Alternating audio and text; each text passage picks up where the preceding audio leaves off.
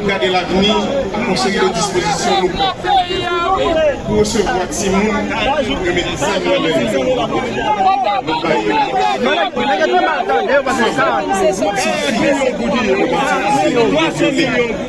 la plouvissante pour l'encadrer. Pour disposition pour l'État plus transparent les transactions de la fête dans la loi. Ce d'appel nous est annoncé pour nous qui viennent chercher service dans l'État, fini. La fête 1er décembre, c'est comme ça. On a parlé à comité pilotage sur question constitution, sur participation plus jeune dans la vie politique pays. Pourcentage femmes obligatoire dans le poste collectif, il faut que l'augmente. Pour nous gagner dans l'autre pays, il faut que la relation l'État avec la société a changé. Nous ne pouvons pas gagner un État qui otage 300-400 personnes dans le pays d'Haïti encore. Et c'est pour ça que nous avons bataille. Et c'est pour ça qu'il y a un pile bruit qui a fait conseiller de côté dans le pays. Parce qu'un pile monde ne peut pas ça changer dans le pays d'Haïti. C'est pour ça que je dis, dans l'occasion, célébration 222e. Pourquoi monsieur a regardé ça qui a parlé? Pour venir, c'est ça. Allez. C'est historique. Chacun compagnie ici.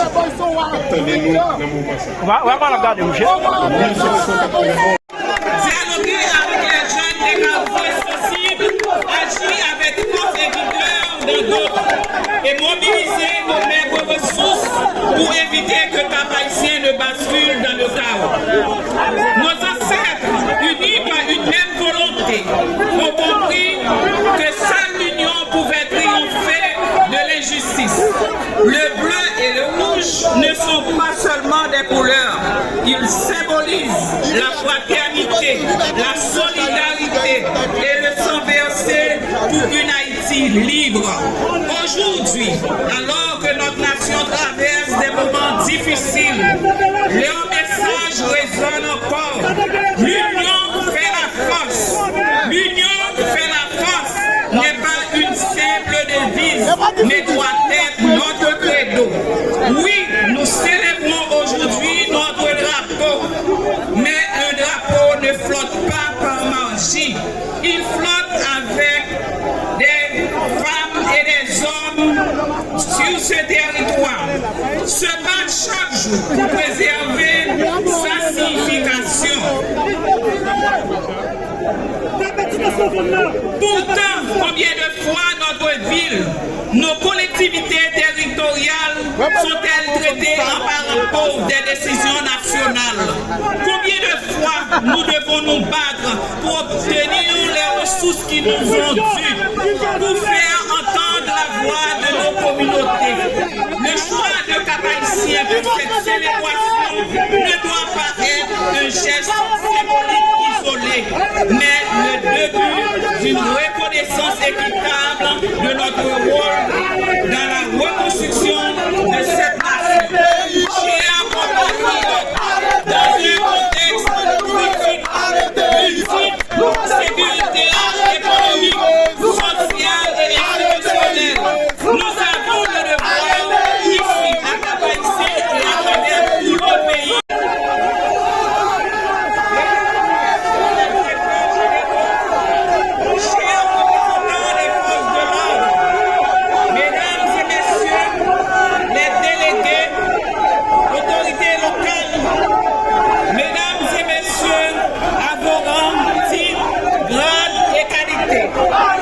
Distingués invités, chers compatriotes, amis de la presse, en ce jour solennel, nous nous rassemblons pour célébrer le 222e anniversaire de notre glorieux bicolore, créé à la Cayenne le 18 mai 1803. Ce drapeau, bien que simple en vrai, est le fruit d'une prise de conscience collective et d'un engagement révolutionnaire. Celui-ci de vaincre l'oppression coloniale et d'affirmer notre droit à la liberté, à la dignité et à un destin commun. Aujourd'hui, alors que nous célébrons avec fierté le 222e anniversaire de notre drapeau, permettez-moi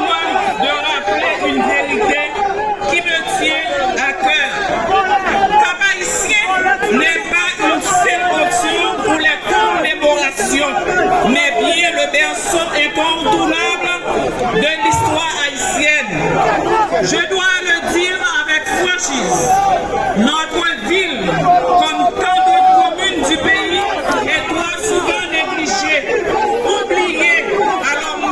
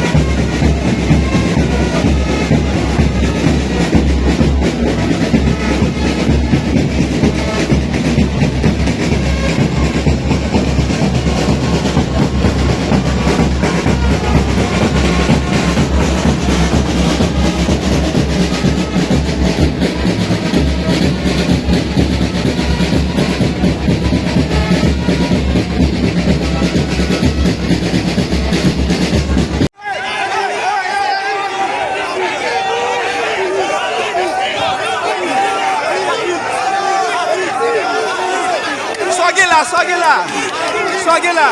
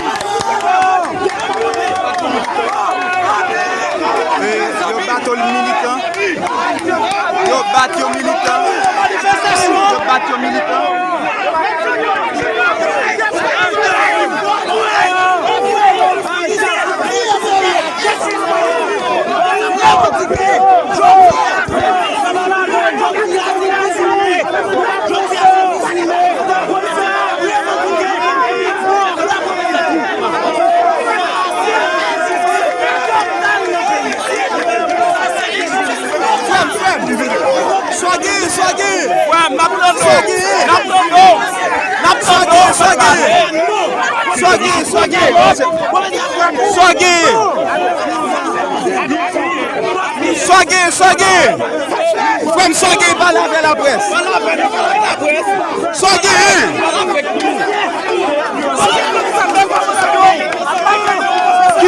Qui Sogué.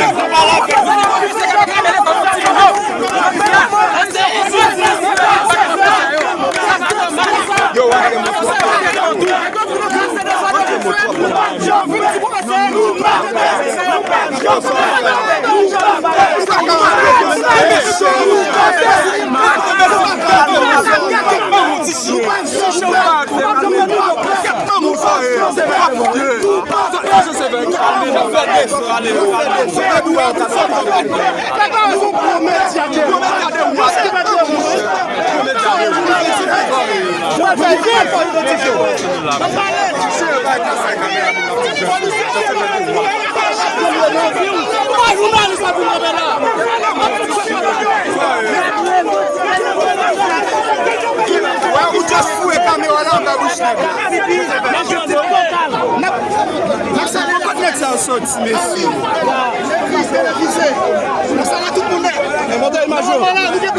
J'ai un téléphone ou un devant nous. Je sais pas, moi, je suis pas faire politique. La manière à Alexis, c'est pour servir. Nous décidons pour travailler à quoi avec eux, qui va gagner la nomination professeur, qui va gagner la nomination pour faire payer un salaire,